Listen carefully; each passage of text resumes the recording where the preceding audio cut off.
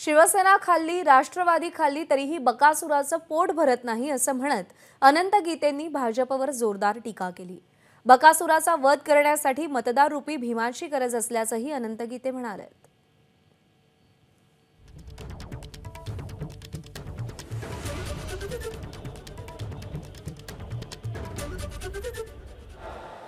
महाराष्ट्रात आलाय ना, हा ज्याने शिवसेना खाल्ली, राष्ट्रवादी खाल्ली, काँग्रेस खाल्ली, अजूनही पोट भरत नाही। या बकासुराचा वध करायचा कुणी?